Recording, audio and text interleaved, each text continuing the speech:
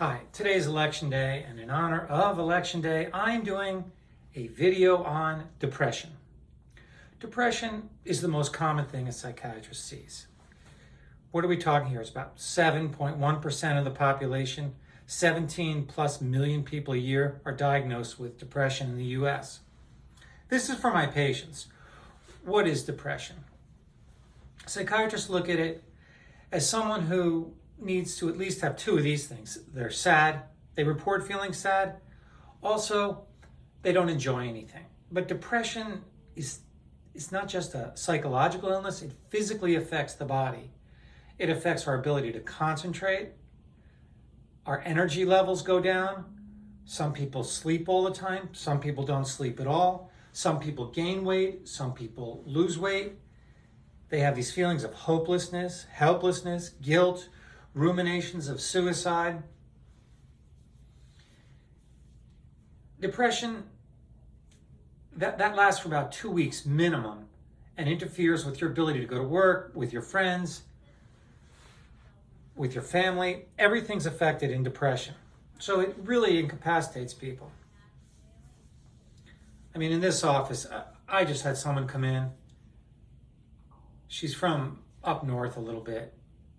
And she said she just could sit there and basically stare at the wall. And she says, "What do you think about?" And she says, "Nothing." She says, "Everything is black." And of course, she's wearing the same clothes, not showering, her hair's a mess. They neglect their grooming. And she says, this individual is a lawyer, and she cannot do simple things that she's done all the time. She had to do a presentation, and there's no way. Her husband says she cannot perform at that level. It interferes with cognition and ability to interact with others. So when you come into my office, I will scan and ask questions around those criteria I just mentioned. Make sure a lot of people feel suicidal at some point or not. I make sure they're safe. But key features here, when I'm dealing with someone with depression, I have to make sure the first question I ask, are you doing any drugs like alcohol or cocaine, marijuana? Could definitely cause depression. Alcohol being number one, cocaine two, and marijuana mimics depression, that some people smoke so much they just sit there and stare at the wall and do nothing. So those three are the three most common. But I think benzodiazepine use, barbiturate use, benzodiazepines like Xanax, Klonopin, Ativan, or barbiturates like butalbital, Seconal, those are the ones I see, phenobarbital. So I make sure that they're not, no drugs can explain what's going on, because really you can't make the diagnosis and say it's a depression unless they've been off the drugs. So I check for that. Then you have to make sure there's no manic periods or hypomanic periods.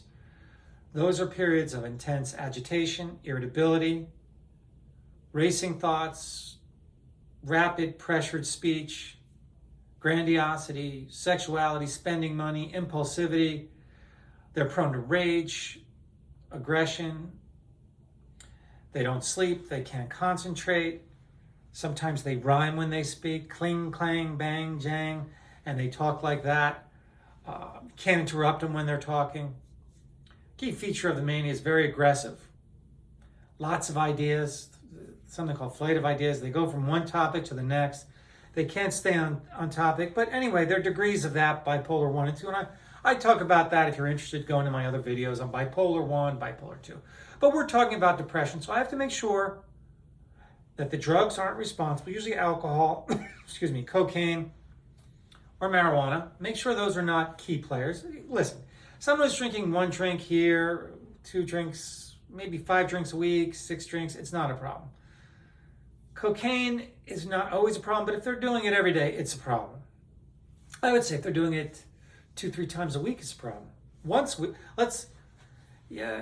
3 times a week's a problem. And the marijuana, usually those people just do it every day. I rarely get the once a week marijuana. That's usually not an issue, but most of the marijuana people are every day. So I make sure there's no mania, I make sure there's no drug use. Then I make sure it's not better explained by post-traumatic stress, like sexual, physical abuse, wartime experience, kidnapping, horrific accidents, near-death experiences. So I make sure it's not post-traumatic stress. I make sure it's not part of a psychosis, a schizophreniform, a schizoaffective. It can't be better explained by that. So make sure there's no mania, drugs, any of the psychotic disorders, post-traumatic stress disorder. The treatment's different.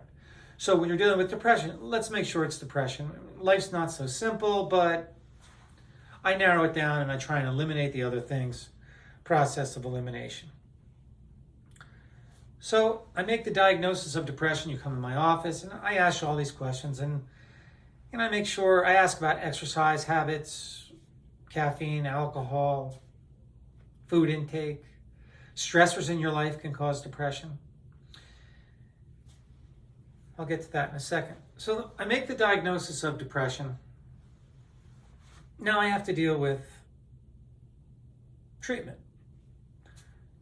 So the first thing I may do, once a diagnosis is clear and it's not a mania or not drug related, I ask about risk factors. Now, first thing you need to know with depression, you need to exercise. So if you're not exercising, you got a problem. I would say 30 to 60 minutes a day, and that's more than most people say. Some people say 30 minutes 5 times a week. With depression, not exercising, and if you're used to exercising, it can really cause depression. Triathlete, these super bikers, they're doing it all the time, then they stop, they all gain weight and get depressed. Also, these are risk factors and treatments per se. So if you're exercising a lot and you're a super athlete or you're a regular athlete and you stop, you'll get depressed. That runner's high, it's true. You run, you feel better. You exercise, you feel better. It is the #1 treatment for depression, if you ask me. Then I ask about food intake. If you put junk in, you get junk out. If you're eating processed foods, sugar, complex carbohydrates, processed cheeses, no good. Caffeine too, no good for depression. So eating junk, caffeine, not exercising can cause depression. It also is a treatment to stop doing it and start exercising. So I tell everyone that, and I make sure, so I run through this. This is a basic screening. If you're in my office, you're diagnosed with depression, hey, start exercising, stop eating junk, fresh fruits, vegetables, healthy proteins, chicken, turkey, fish, pork, low fat, high protein, fresh fruits and vegetables, foods high in omega-3s, tuna, salmon, sardines, avocado, walnuts, olive oil, fresh fruits, vegetables, eggs. That's good for depression. Bad. Processed carbs, pizza, cakes, cookies, candies, packaged goods, crackers, rice, breads, no good. Caffeine, no good. Alcohol, no good. Then I talked about sunlight. Are you getting sunlight every day? I mean, you say that's a basic question. You need sunlight. I say a lot, like a half an hour to an hour a day. But I get people, especially during this COVID thing, with the lockdown, I said, what do you do? Well, I work inside, another lawyer, or I get these SEO people, search engine optimization people. Well, I sit at my computer all day inside, and basically, what's with the junk? Why does everyone eat so much junk?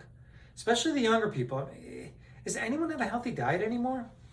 You think society would progress when we progress towards a healthier diet, but that's not what's happening. They're eating fast food, processed tortilla, Taco Bell, Chick-fil-A. They love Chick-fil-A. But if you're eating crap, you're not exercising, and you're getting no sunlight, and that's a lot of people. And then you get high at night, eat a pizza, and have a huge big gulp Coke, that's no good. I mean, I'm a psychopharmacologist and a psychotherapist, and I do a lot of therapy and medication management, but these behavioral changes of sunlight, exercise, eating healthy, be mindful. Pay attention to what you're doing. Live in the moment. Don't worry about the past. Plan for the future, but don't live in it. Live in the here and now. Meditate. So I'm basically giving you things you need to do and things you need to stop doing to treat depression before we even consider other treatments. Exercise, healthy diet, sunlight, keep away from stressful situations and be around positive people.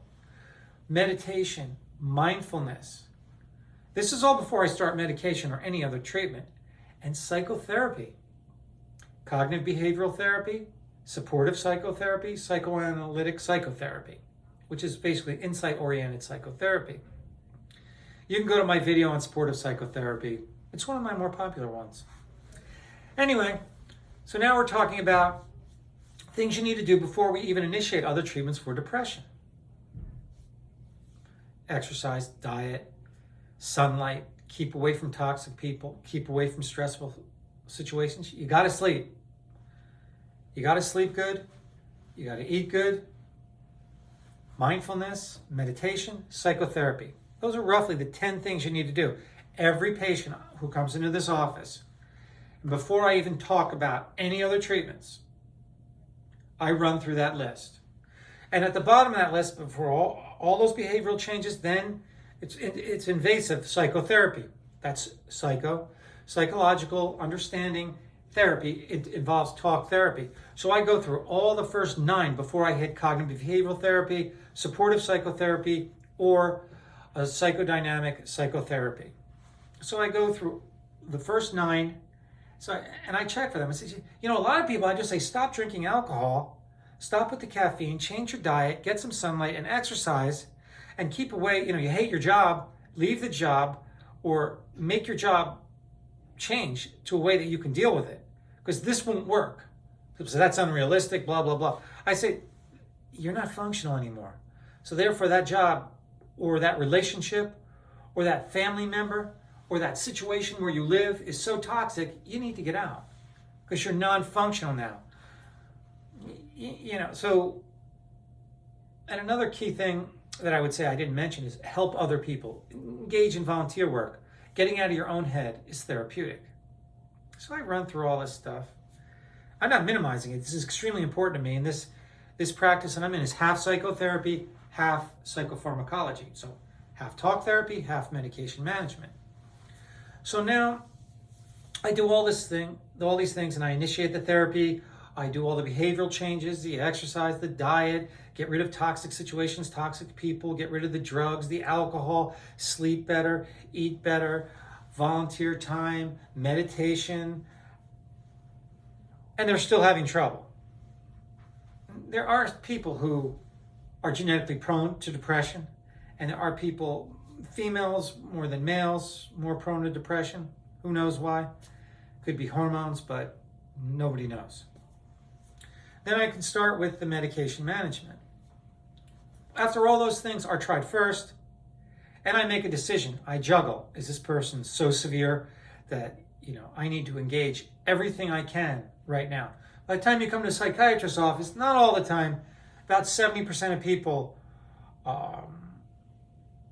I try all the non-invasive things first, but I have to start medicine in a lot of people because a lot of times you need to engage all treatments because that patient is non-functional, so depressed, they're not going to work, their family's saying they're not functional, and they're just not taking care of themselves anymore. So you have to begin treatment.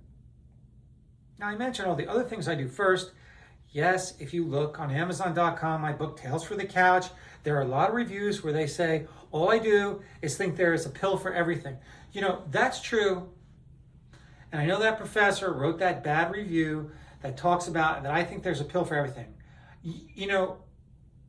I do a lot of therapy, and yes, I think medication management is important, but I also do the therapy and all the other behavioral changes too. So not just a pill for everything, but I do like medication. And with that said, the first class of medications we use, now I use 10 classes of medication, and then there are 3 other machines that we use for the treatment of depression, and I'll get into that now. The first class of antidepressants are SSRIs, selective serotonin reuptake inhibitors. Now with this group of antidepressants, Prozac being the first one put on the market, then Zoloft, then Paxil, and then you followed up with other ones, Celexa, Lexapro, Trintellix, Luvox. All these drugs block a pump, the selective serotonin reuptake inhibitor pump. You kind of figure like this is an axon, my arm, my hand being the end of the axon, these being the space here between my two hands is the synaptic cleft, this being the postsynaptic area. What it does is there's a pump here that sucks up serotonin and allows for more serotonin to be in this intersynaptic cleft where it hits these receptors and continues on the neural pathway. So it goes electrical, release of the serotonin, these receptors pick it up, and it goes electrical, chemical, electrical. Well, here's one, but I'm talking millions. And there's millions of receptors here. And there's all these cells here, glial cells that insulate the neuron to allow for the electrical message to move. With that said, you would think, oh, so we increase serotonin in this intersynaptic cleft, this area right here between my two hands, and we improve depression. That's not really how it works. Everything we do to the body responds by going back to the way it was made to be. Genetically, we're made to be a certain way, homeostasis. So shutting off that pump and increasing serotonin in this intersynaptic cleft, the body responds. It is that response to bring it back to its normal state that brings about therapeutic change. They think the beta-adrenergic receptors here, that where the serotonin hits, well, when you increase serotonin in this intersynaptic cleft, these downregulate, meaning they become less sensitive and there's less of them. And that happens at a genetic level where we're changing the structure of the brain, and that's how we bring about the therapeutic response. So increasing serotonin is not the therapeutic intervention. The response to the body of having increased serotonin and these postsynaptic receptors becoming less sensitive and less of them is what brings about the treatment of depression. And that's just with this particular type of antidepressant, selective serotonin reuptake inhibitors. These are the drugs we go to first, not because they work better, simply because they have less side effects and they're safer. The oldest drugs known, tricyclics or monoamine oxidase inhibitors that are in the 50s and 60s, I think the monoamine oxidators came out late 50s, early 60s, and the tricyclics came out in the 60s. They work just as well. All the antidepressants work just as well. So with all the research and with all the advances we've made, they all work about the same in terms of their efficacy in treatment of depression. We only use the serotonin reuptake inhibitors, the ones I named, because they're not lethal in overdose and they have less side effects. Listen, they're not so much a walk in the park either. Paxil puts on weight, has a withdrawal syndrome. These drugs can put on a lot of weight. They can be associated with, I'm not discouraging patients, they work well and we use them first line, but they can cause erectile dysfunction in men, anorgasmia, you can't have an orgasm in women. They can cause problems with ejaculation in men. They cause decreased sexual drive, vivid dreams. They dry mouth. They can cause stomach issues, loose stools. The dreams can be disabling. I have had to stop it because they hate these vivid dreams. I mean, they're no walk in the park. What are the side effects? The big ones I get is decreased sexual functioning, decreased drive, these vivid dreams. Oh, frontal lobe syndrome. Yeah, you're not as depressed, but you're not as happy either. You're not as motivated. You have an apathy syndrome associated. You lost your edge. You're not as ambitious. You're not as actively motivated to make something happen in your life. Frontal lobe syndrome with selective serotonin reuptake inhibitors. That's one class. I'm not going to get too deep into it. Is there anything else important to say? These drugs are pretty safe in overdose, though. They can cause a serotonergic syndrome, which I spoke about in another video.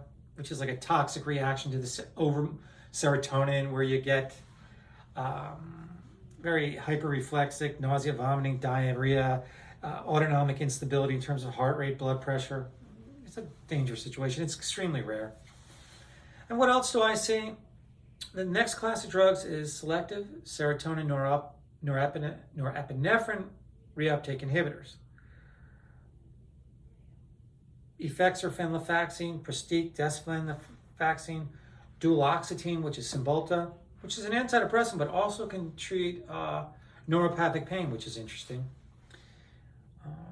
There's other antidepressants which can treat amyotrophic lateral sclerosis, which I'll talk about.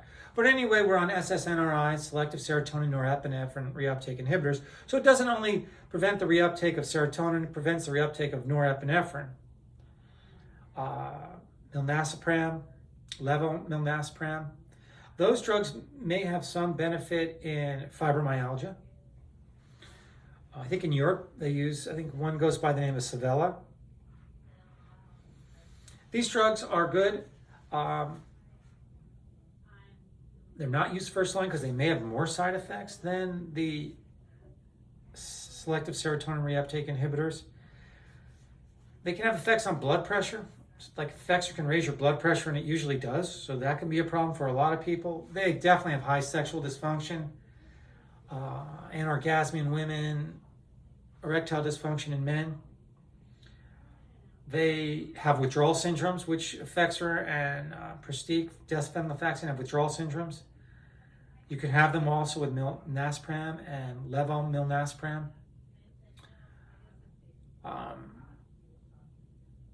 What are some of the downsides with these drugs?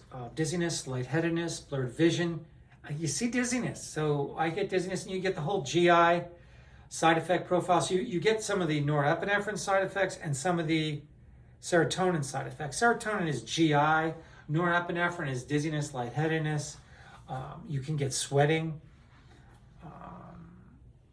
So they're no walk in the park either. And remember, for a first depressive episode, you take these drugs for a year, the second 2 years, and by the third antidepressant, you're on the treatment of the third antidepressant usually means treatment for life. And remember, these drugs, it's not about picking the most efficacious, the most effective drug. It's by picking the one you can live with.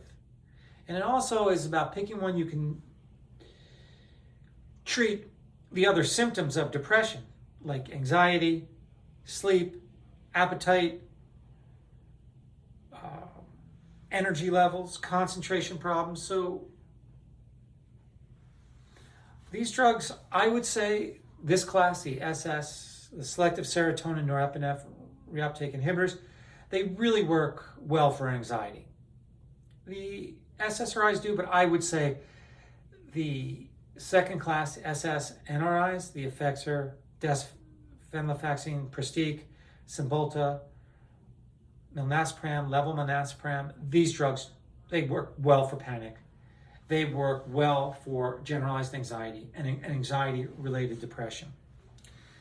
And I use them in those causes, but that's a whole nother lecture. But I definitely see them having more side effects.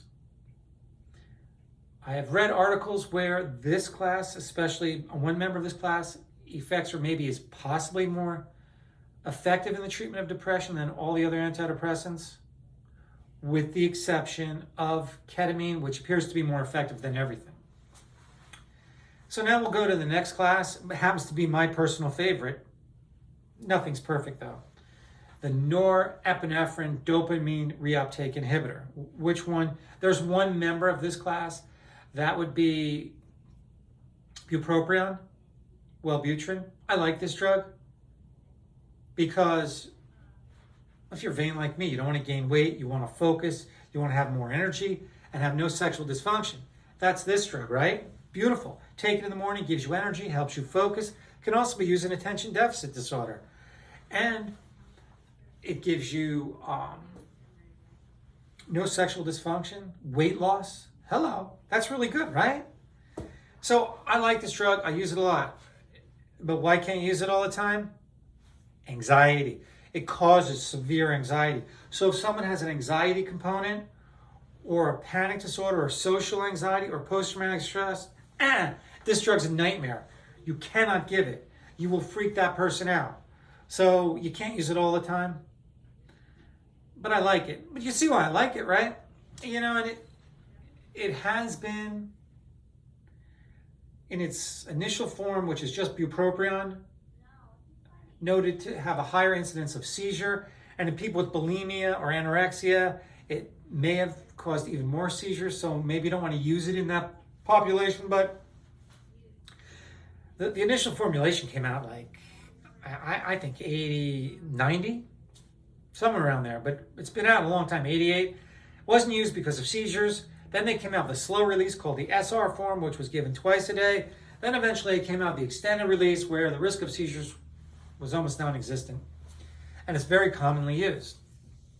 The next class of drugs is serotonin antagonist reuptake inhibitors. They're called.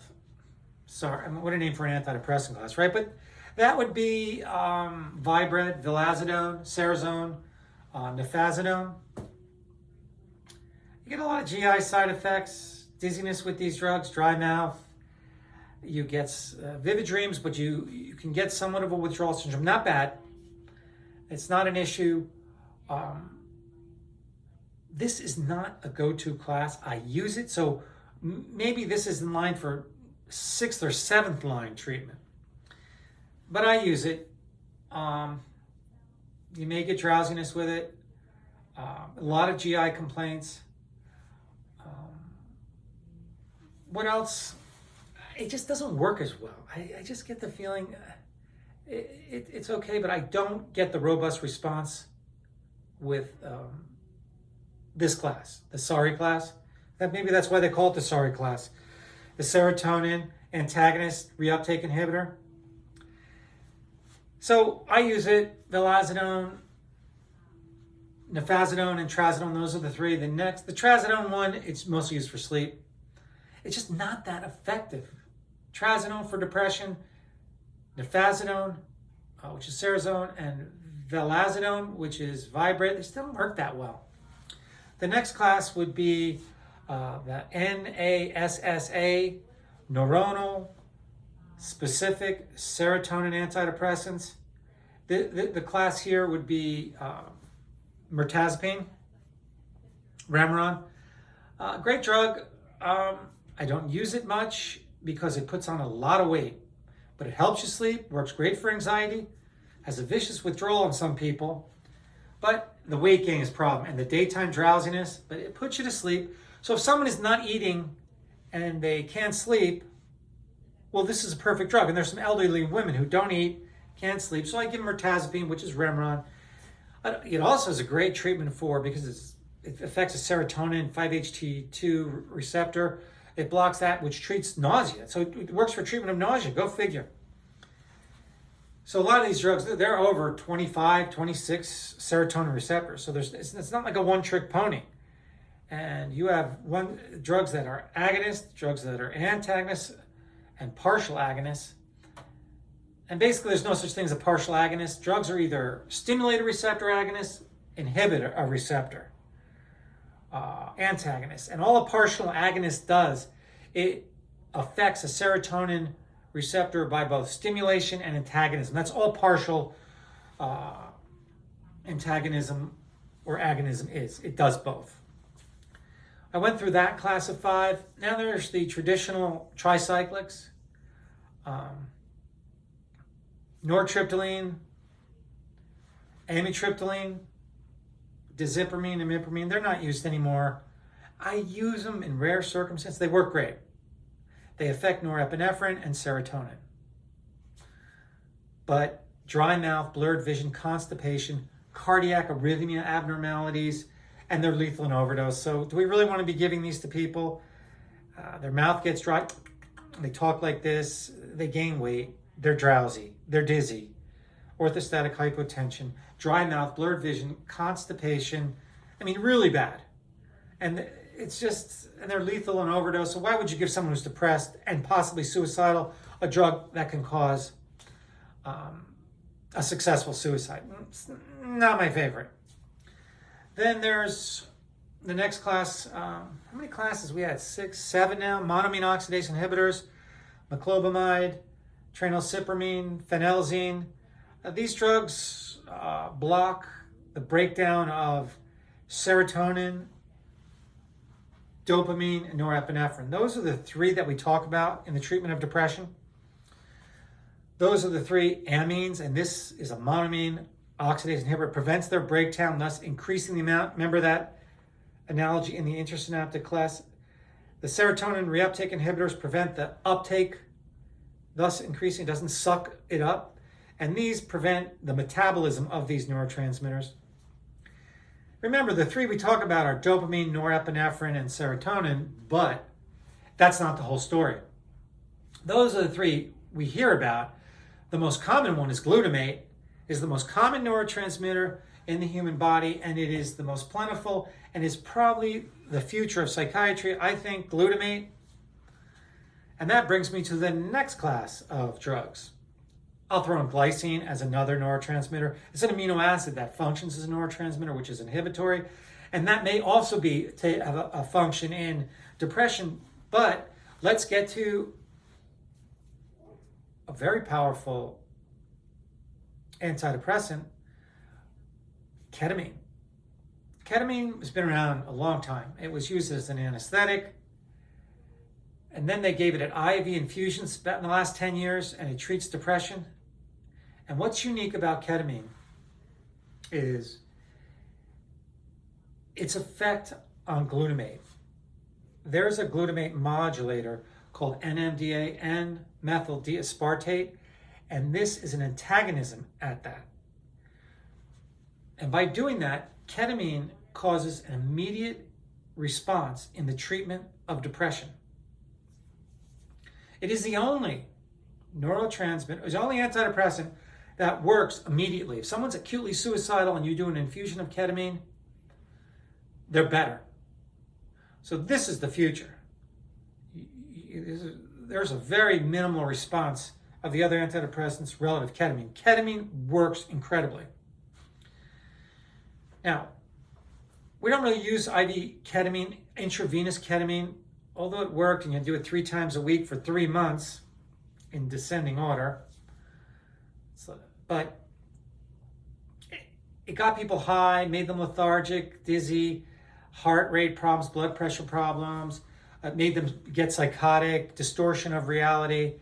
It was a street drug in the 80s. When I worked in New York in the emergency room, people were abusing ketamine, snorting it with cocaine. I mean, it really makes you psychotic and just, you call it a K-hole where you're totally out of it. And that's why that IV infusion was in the gray area.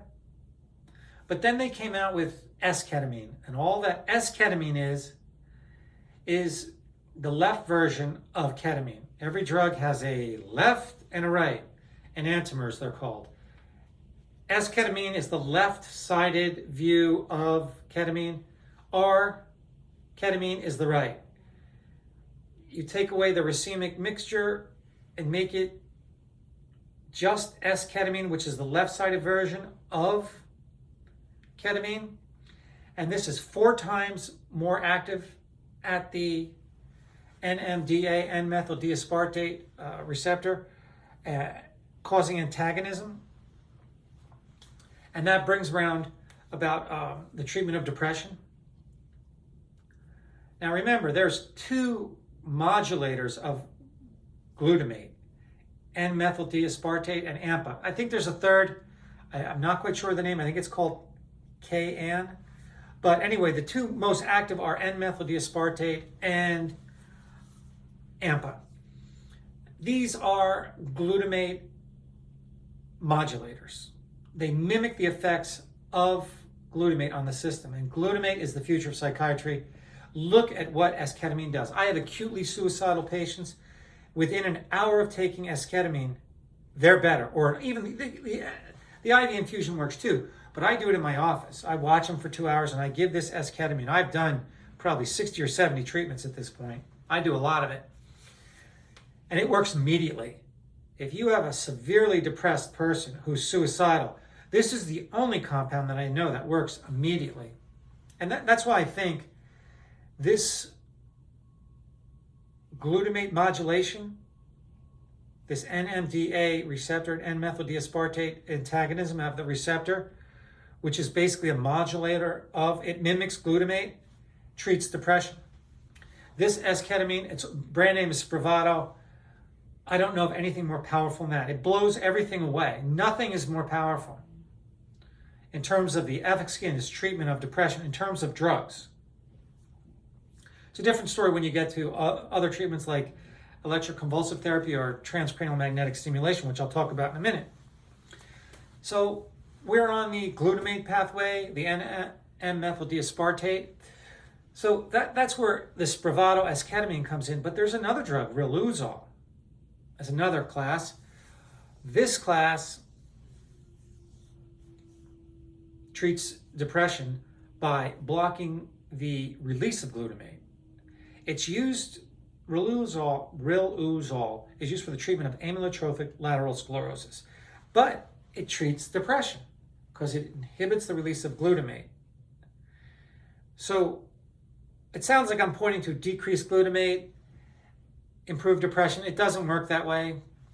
It's not on and off like that, but it just the modulation, that means affecting this receptor release, because remember what I said? When you prevent the release of glutamate, the body's response to return to its normal state, homeostasis, brings about the therapeutic response, and this is what's going on here.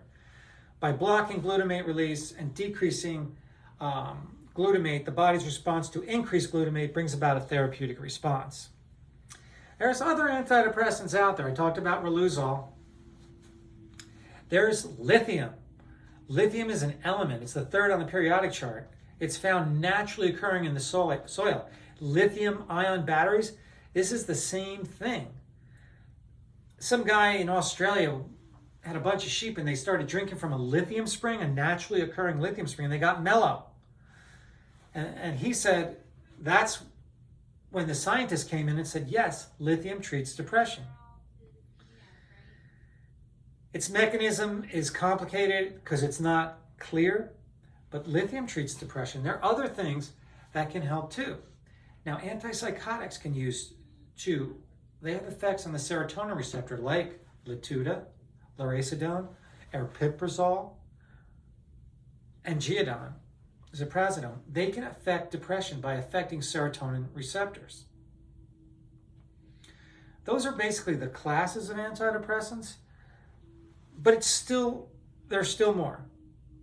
Now we look into what other treatments we can use for depression. Now, there's transcranial electrical stimulation, which it mimics the body's electrical signal. And you do these treatments 3 times a week for like 2 months. That can bring about a change. Mechanism is unclear. Somehow it mimics the electrical signal. You put electrodes here, here, and here. I did it for years. It helped. Minimally, but it helped. Then there's transcranial magnetic stimulation, where they use magnetic waves to treat depression. It works, but you have to keep doing it, and it's expensive. The treatment can be $10,000. You need to do it every month or every other month after that. You have to sit in a machine, and it clicks and sends magnetic waves to a certain area of your brain.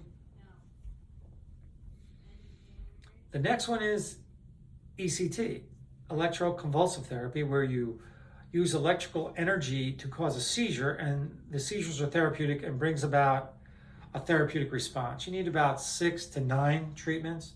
Extremely effective, but it can cause permanent memory problems. You really want that? So I went through all the drugs, and I went through some machines we use for the treatment of depression. But with that said, we pick the drug for the individual. These are for my patients that you can tolerate and live with. And we try and pick the drug to match the symptoms. So if someone's having trouble sleeping, we try and give them a drug for sleep. If they're anxious, we try and give them a drug for anxiety while treating the depression. It doesn't always work that way, because sometimes using 2 drugs, using a drug for sleep and an antidepressant works better. So we get into these combinations. Someone has trouble sleeping and they're very anxious. Well, you could give them an SSNRI like Effexor, desvenlafaxine, venlafaxine, milnacipran, levelmonazepam, duloxetine, which is Cymbalta, and a drug for sleep. Or you could give them an SSRI, Prozac, Paxil, Zoloft, Luvox, Celexa, Lexapro, Trintellix with trazodone. But now, what if they're get sexual dysfunction? Well, then you want to use Wellbutrin. Partial response, then you're augmenting with other drugs.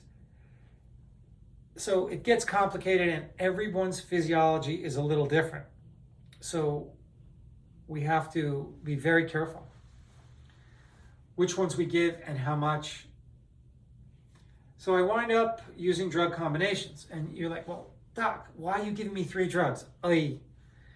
So someone comes in, and what happens if you give them something and it's a partial response? You give them Zoloft, okay, great. Their mood's better, their anxiety's less. But they're like, hey, I can't sleep, I'm miserable. Then you're like, oh no. So you give them trazodone for sleep. Then they come in and say, I'm still not doing well. Partial response. This is common. So I'm giving them Zoloft in the morning, trazodone at night. Their depression's better, anxiety's better, but not all the way better, and they're sleeping. So now what are you going to do?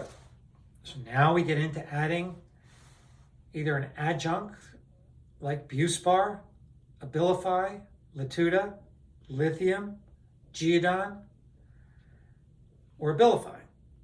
But then you say to yourself, those have a lot of bad side effects, those drugs. We don't want to use them. Weight gain, drowsiness. They can cause a tic called tardive dyskinesia. Refer to my previous video. So now you give another antidepressant that works on different neurotransmitters. So now which you gave them an SSRI first, maybe you want to add a different class like a Wellbutrin or an Effexor class. So you see how you get complicated? So my patients come in. Now it gets even more complicated because you can also augment depression with Synthroid. And just remember that cortisol levels or different hormonal illnesses like thyroid problems, common in this office. People have it's very common, hypothyroidism. And I use Synthroid and I treat the thyroid problem. It's even more complicated. What if you get someone with chronic pain?